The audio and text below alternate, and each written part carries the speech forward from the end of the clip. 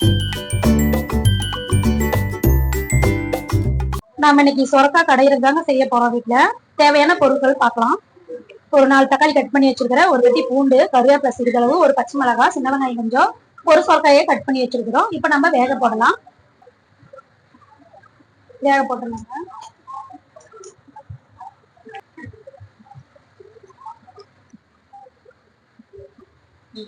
உப்பு சேர்த்துக்கலாங்க, இதோட மஞ்சத்தூளையும் சேர்த்துக்கலாங்க, பூண்டு இதோட சேர்த்துக்கலாங்க.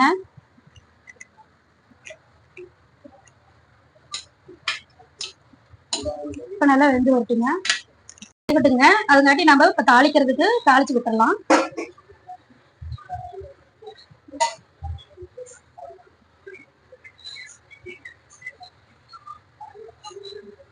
கடுகு சேர்த்துக்கலாங்க,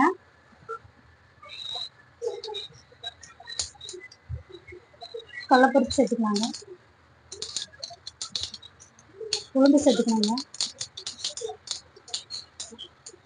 ஒரு பச்சை மிளகாய் சேர்த்துக்கலாங்க, வெங்காயம் சேர்த்துக்கலாம், கருவேப்பிலை இதோட சேர்த்துக்கலாம்.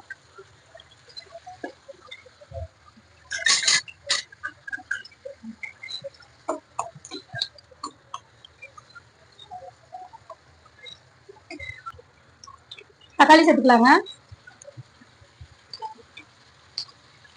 மஞ்சத்தூள் கொஞ்சம், சாம்பார் தூள்,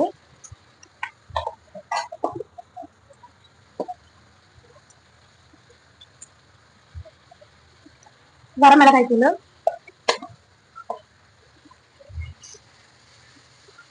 இப்போ நல்லா வணக்கி விட்டுருலாங்க. நல்லா வணங்கி வருத்துங்க. சொடியரும் சின்னதாக நெல்லிக்காய் சைஸ்ல புளி இதுலையோடு சேர்த்துக்கலாங்க. இதுவும் சேர்ந்து அதோட நல்லா வணங்கும். நல்லா வெந்துருச்சு. இப்போ நம்ம சவா போடலாம். இது நல்லா வணங்கிடுச்சுங்க. நல்லா எண்ணெய் நல்லா பிரிஞ்சு நல்லா வெந்துருச்சு. நம்ம அடுப்பு ஆஃப் பண்ணிட்டு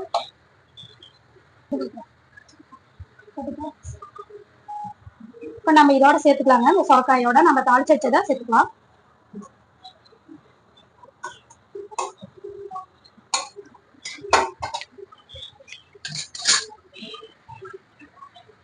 இப்போ நாம நல்லா இதை மசிச்சு விட்டுறலாம். நல்லா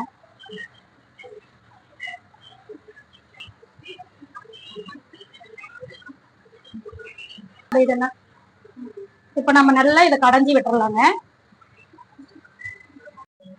அவ்வளவுதாங்க, நல்லா கடைஞ்சாச்சு.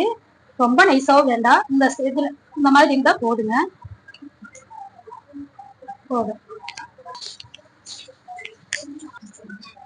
இப்போ நம்ம கொத்தமல்லி தூவி விட்டுலாங்க.